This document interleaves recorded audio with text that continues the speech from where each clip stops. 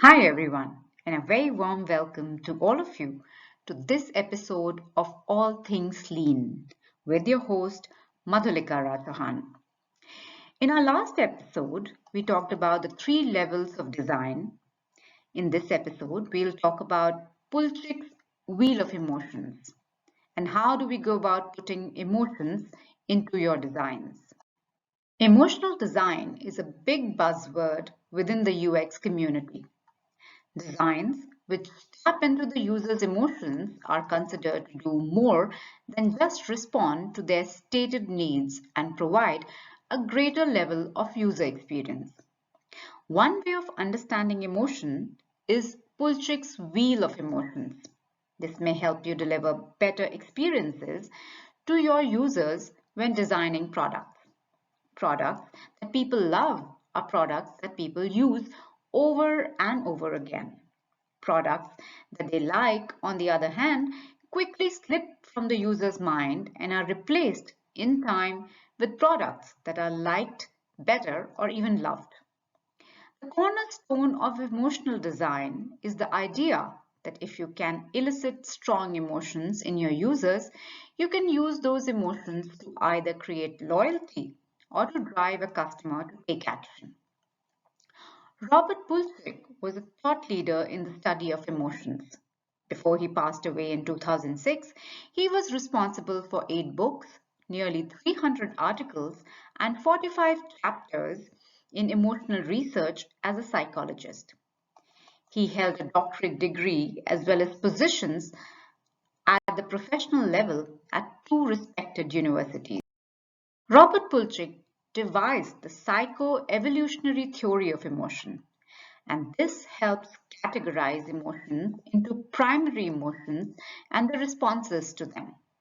He argued that the primary emotions are an evolutionary development and that the response to each such emotion is one that is likely to deliver the highest level of survival possibility.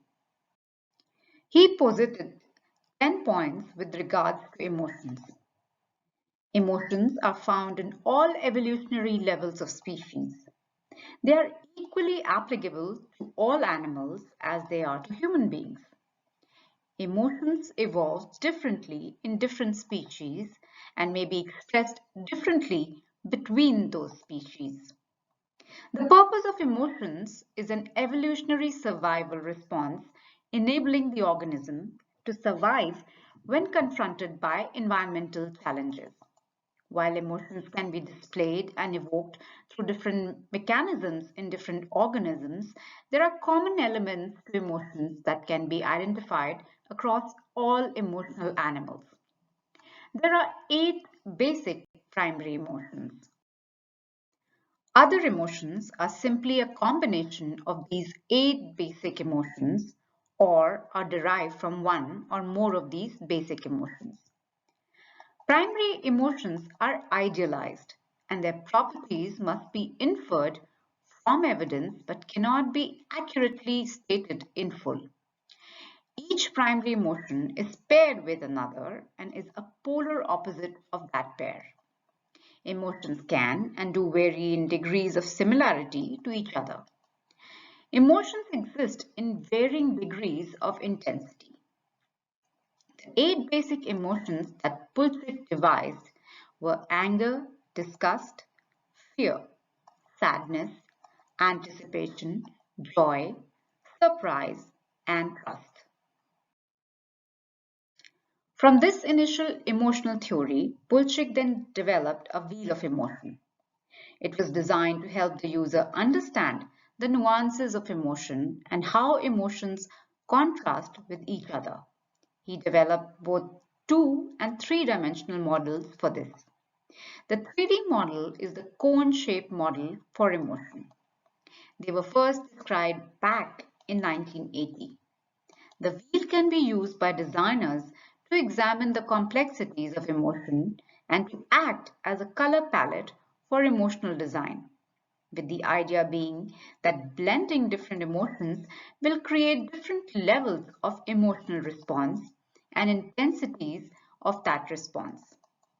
The wheel is a simple model, and there are almost certainly additional emotional inferences that could be drawn from a more complex model.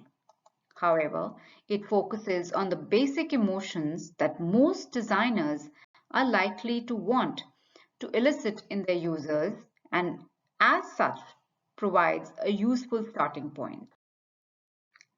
The basic emotional pairs he described are as follows: joy and sadness, trust and disgust, fear and anger, surprise and anticipation.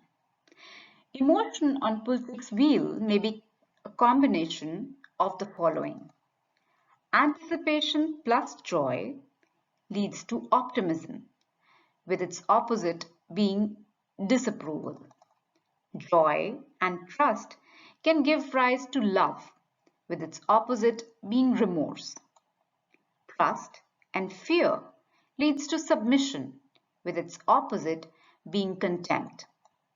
Fear and surprise leads to awe, with its opposite being aggression.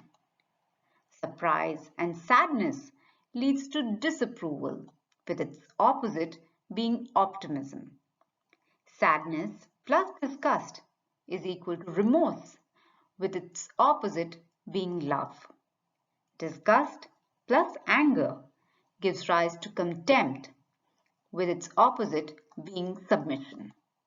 Anger and anticipation gives rise to aggressiveness, with its opposite being awe. The biggest criticism of this model is its failure to take into account the pairing of pride and shame. These are emotions which designers often play to.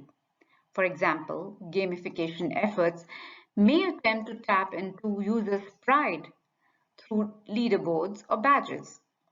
Conversely, charitable and campaigning organizations may tap and try to find shame to encourage action. It is also often felt that the model is too simplistic and that there are greater emotional nuances not captured within it. However, it is generally agreed that the wheel of emotion is a good starting point when considering what emotions a design may elicit. It does not prevent the UX designer from looking for additional tools to aid in emotional design. The wheel of emotion is a useful tool to get UX designers thinking about how they may elicit certain emotions through their product design.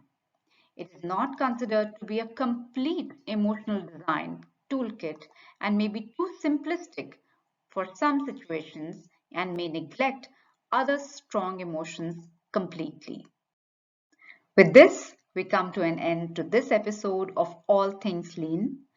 Don't forget to like and subscribe and comment in the comment section on what you'd like to hear more. Until next time, this is your host, Madhulika Rajahan, signing off. Have a wonderful day ahead.